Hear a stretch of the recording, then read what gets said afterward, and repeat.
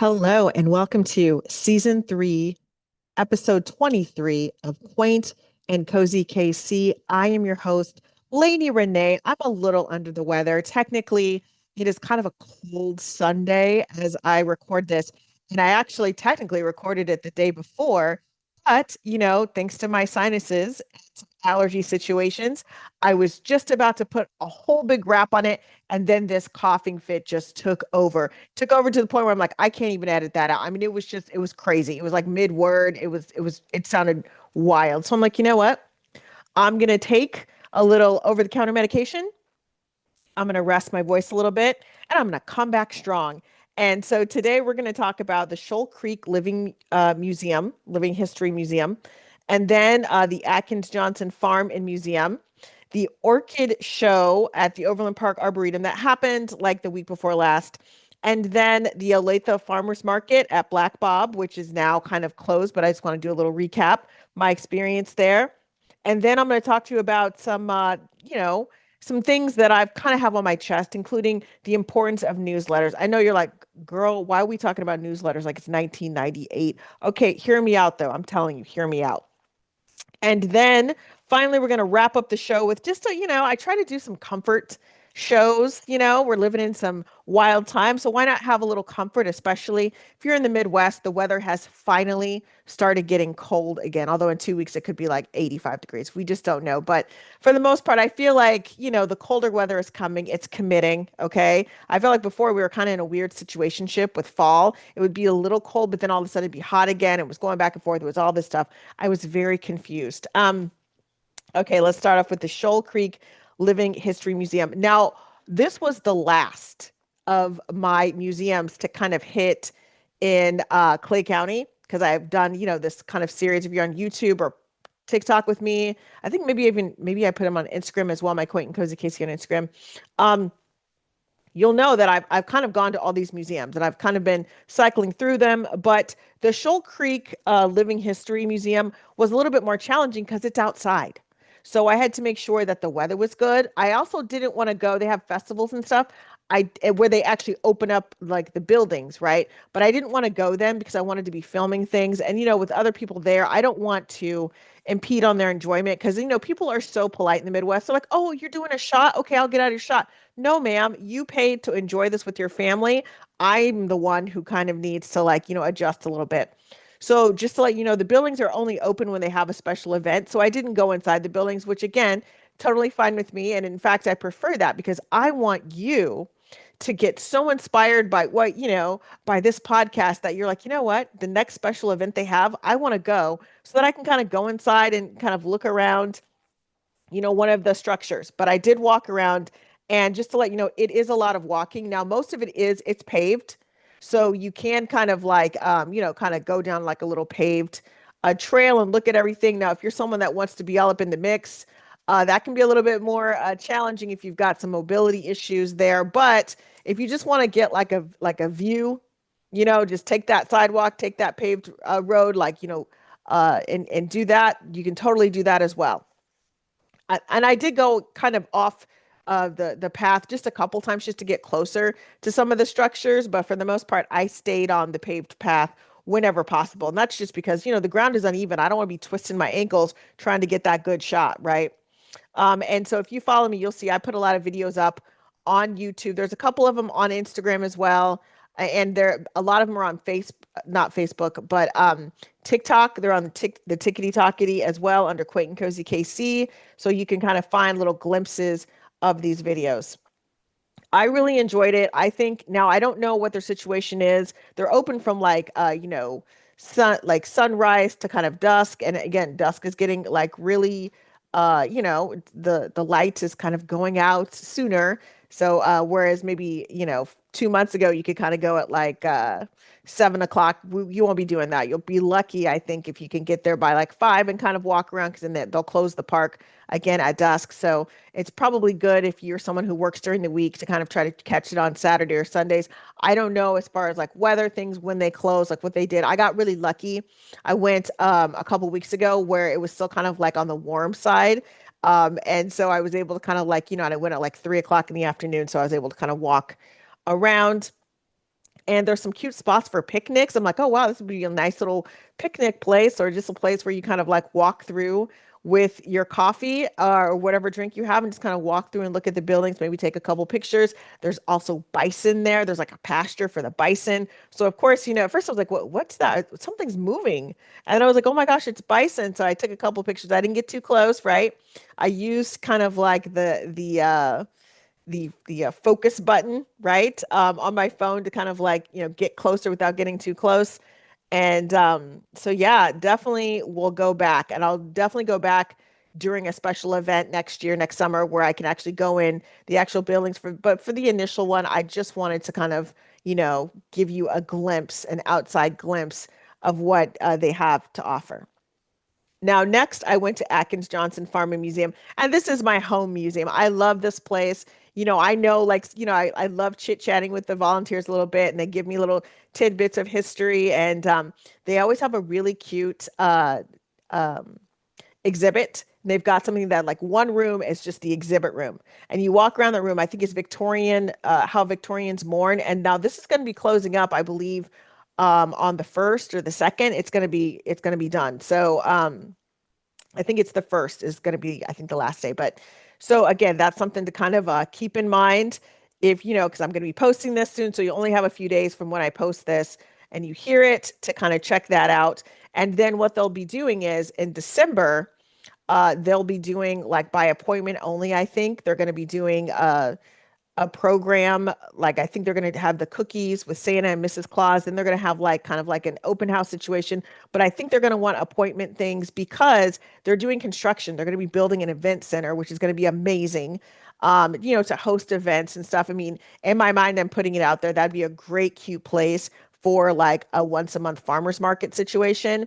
If they were so inclined to do that, that'd be really cool. I think a lot of people would definitely show up for that. It's, be indoors, all that stuff. I'm just like making plans for them. Anyways, but right now it's still under construction, so parking is limited. And so that's kind of, I think they're going to try to do things by appointment, but definitely go. It's such a nice, friendly, comforting vibe there. They're so welcoming and lovely, just a lovely place. Now, before I went into the museum and chit-chatted with like the volunteers and everything like that and kind of walked around the exhibit room, I would say that I did like they've got like paved trails. And so I took pictures of the trees and there's like little bridges and all that stuff and just a super cute place. And then during the season they've got like a big garden, a big flourishing garden, and then they also will have sunflowers, I believe in like July, August, and then fingers crossed next year we'll get a pumpkin patch again because they weren't able to do it this year because of weather.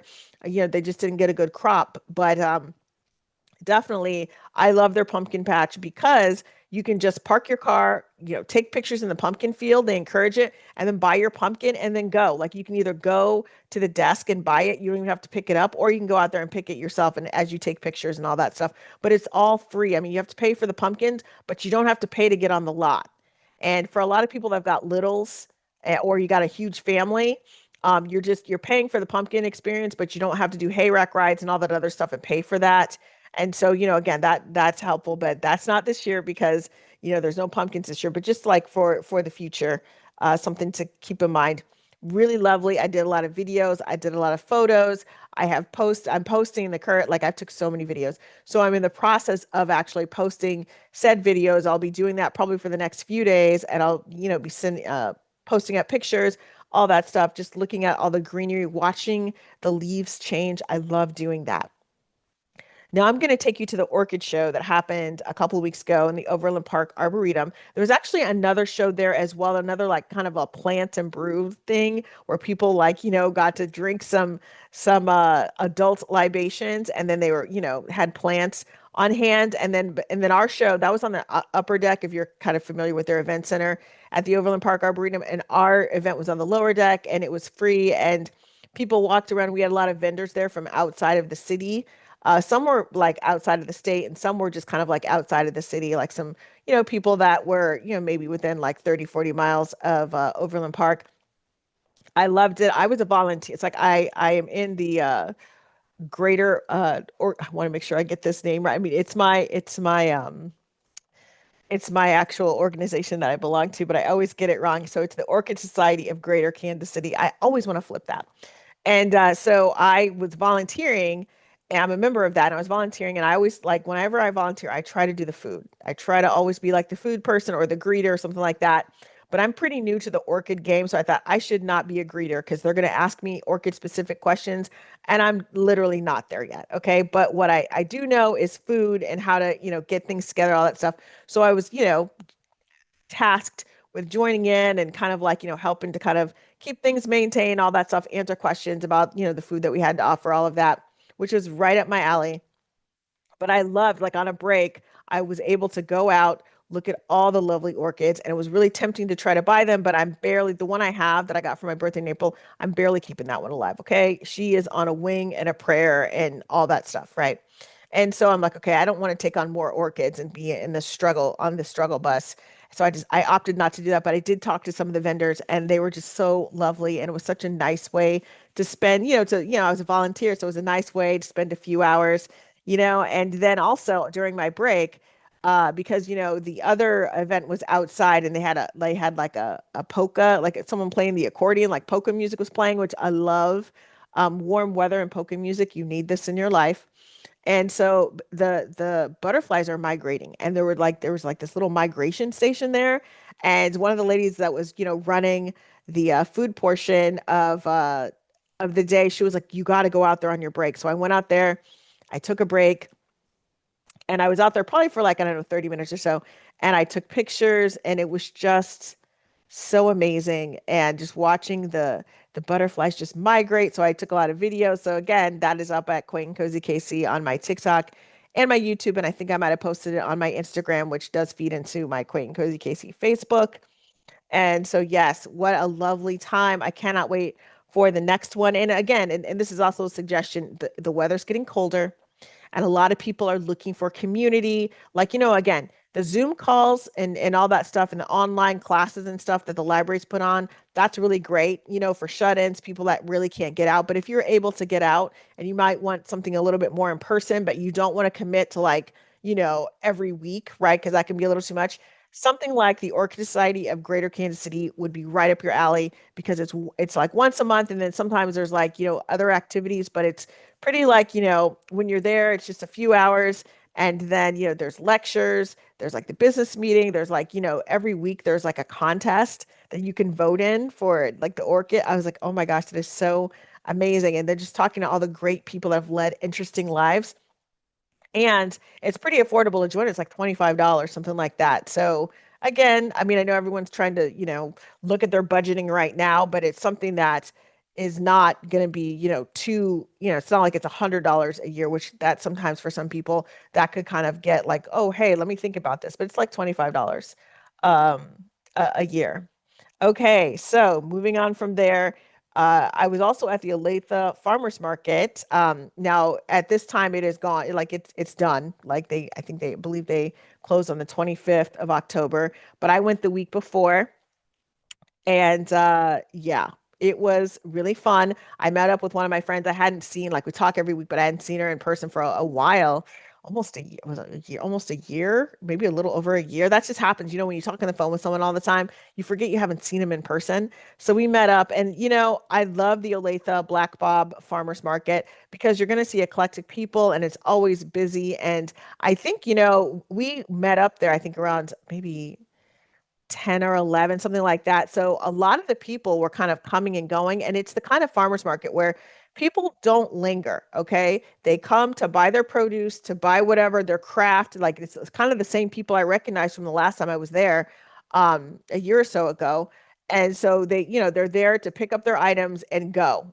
And but the park is beautiful. I did do some video that I posted up on my TikTok and my YouTube and Instagram, um just like of the trees, like how the trees are turned, like finally like kind of turning. And it was just great. It was great to see my friend, and it was great to kind of like slowly kind of walk around the nature and all of that stuff. Okay, now I'm going to take you back to 1998, and again probably before then if you think about before the internet, and let's talk about the importance of newsletters. And I know you're thinking to yourself, I do not want any paper in this house right now. And I totally get that. And then you might be like, okay, so it's online.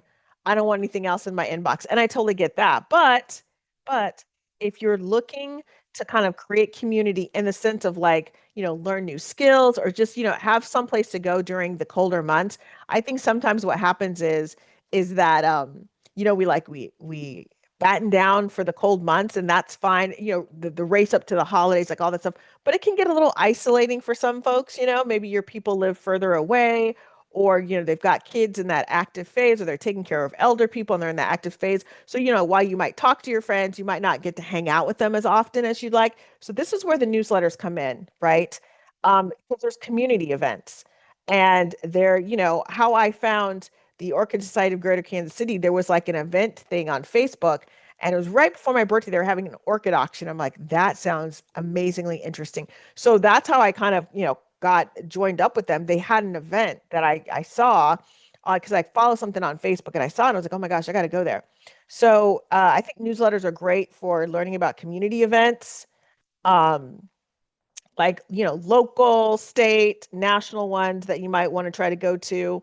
Um, for example, like a lot of the libraries, like if you want to start small with these event things, I would do the local library that's closest to you, right? That's the one that I would do is like get the one closest to you, see what they have to offer. There's always something popping off at the library. I swear, man, the library it's always been bomb.com, but especially now it really is. And a lot of it's either low cost or free. They've got little conventions going on. Like I went to the romance convention at the Woodneath Library that's up north, and it's like part of the mid continent library system. And yeah, I mean, it was really cool. It was like I think it was like 2 or 3 days. Maybe it was, I think it was 2 or 3 days. And yeah, I mean, I went to only one of the days, but it was so much fun. And it was a lot of fun, and like getting to listen to a romance, like a working romance author, a bestseller too. I think Jasmine Guillory, she spoke at the romance con that I went to, but back in August. But again, I learned about that from like a newsletter, like a library newsletter. So something to keep in mind. I know you're like, oh my gosh. So focus on the local, maybe if you've got a county one or a state one, and then national. I know a lot of people might not be traveling a lot right now nationally, but again, kind of, where you've got the interests, and then kind of go, okay, and then, you have the newsletter, and if you're like, hey, I want to get out more, then make it like a pilgrimage, like a once a month pilgrimage if you can, or every other week, whatever your schedule is. But I feel like if you're doing it once a month, then you have a chance to kind of see people every month, and you kind of have a chance to kind of like start striking up a friendship, or some kind of, I should say, an interest kinship, right? So when I was younger, I would always feel like, oh my gosh, my grandmother, my dad's mother especially, was always busy. She didn't have a driver's license, but she was always, her friends would come and pick her up, or my dad would drop her off places. I'm like, man, what is she doing? And it's like, well, she would have church, and then she would have like a library meeting, and then she would have some kind of garden meeting. Like she had a lot of stuff going on, but she kept doing that. I think even until like maybe up until when she passed away, she was very active like that. It kind of got her out of her house, and it got her, because she would talk on the phone with her friends all the time. But it got her, like she'd have outfits, she'd plan for it. It just gives you something to look forward to. And I think that's so important. Whether you are more of an online person that does the Zoom things, or you're a person that wants to kind of go outside and, talk to people, out in the world, it does give you something to look forward to. So again, I know, but don't go overboard with the newsletters. I think sometimes we go overboard with things like, but okay, there's such great stuff in this. I need to try this too. Start with one newsletter, do it for like maybe a couple months, like, follow their activity a couple months. Now, if it's something that they don't have a lot of activities, maybe subscribe to two newsletters, one kind of being more like something where they might do something quarterly, another one where they might do something monthly, and there you go. So that way you don't feel, bombarded with like all these like notices and all that stuff. Okay, getting off my soapbox from the newsletters, and going to like a little bit of comfort. Like we need some comfort. I have a new comfort show. It's Sister Bonif I think it's Sister Boniface, and it's on Amazon Prime right now, but it's gonna leave. It's gonna go back. It's a BritBox original. And so I was signed up for BritBox for a little bit a couple years ago, and I loved it because I was able to kind of like clean out my inboxes and I could listen to their British voices and watch these mysteries. But then I started getting really busy outside of my house, and I'm like, okay, I'm not watching it. I cannot justify, keeping it. I might maybe in a couple months, sign up for it again, but it's on there. So, but then I thought, you know what? There's probably other people like me who are like, I don't want to get another streaming service. I want to kind of wait. So I would say in general, British mysteries, if you're into mysteries, because they're slower. So you're just kind of you don't have to be like, okay, I got to figure this person out. It's a slow kind of thing. So for me, comfort moves kind of it's a slow kind of thing. It's kind of a thing that kind of unfolds, right? So if I were, on a super tight budget, or I just didn't want to do another streaming word, that's where I'm at. I've got too many streamings already. Tubi has British mysteries on there, right? Um, and then also PBS, you can subscribe, you can donate $5 a month, just $5, and that gets you access to a lot of comfort shows, the British mysteries, the gardening, the cooking, all of that stuff. I'm just kind of focused on British mysteries for this one. Now, some shows that I used to watch. Now, some of these might be a little dark, so it's hard for them. They're a little serial killerish, whatever. But it's hard to say, oh, this is comfort. Like Touching Evil, I loved the show. I watched the show back in the late '90s. Um, and I used to I was it was on PBS, and then it ended and I realized I'd missed episodes. And so then I had to go to the library and get I think I still had the VHS tape thing going on. So I had to get like the VHS tapes because they still had the VHS tapes of them. So I was watching Touching Evil back in the 90s on that. Campion is not, it's more of a little cozy. It has a little sinister theme, but not too much. Dagliesh is a detective and he's based out of the UK. I can't remember if he's in Scotland or England, but that's got a little bit of a sinister thing too. That's PD James. I grew up reading her books. Her books are very slow moving. So it's a slow moving thing that unfolds. Of course, Sherlock Holmes, it's always if you're into that. Poirot, he is the famous detective, the French detective, or no, I believe is he Belgium? Um, he was created by Agatha Christie. Like they a lot of his shows that they have are on kind of like the free thing. So again, these are things to Google, and I'll be putting them in the very long show notes. They just get longer and longer. Rumpole of the Bailey, and again, these are some older shows. I believe that is on something that's free. Jane Tennyson, Prime Suspect is another one that I used to watch. It used to have Helen Mirren in it back in the day. It's like from the 90s. Um, then Miss Marple, of course. Inspector Morse, and now these are very slow. Inspector Morse is very slow moving. It's very slow moving. So you have to kind of, they set everything up. And then I would say my mom used to watch these. The last 30 minutes, it's like edge of your seat, right?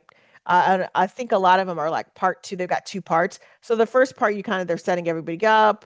And then the first part of the second part, like, okay, but then that last 30 minutes, that's when all of a sudden it gets like tense. And it was like, and my mom would literally be like, you cannot talk in my house when we would know.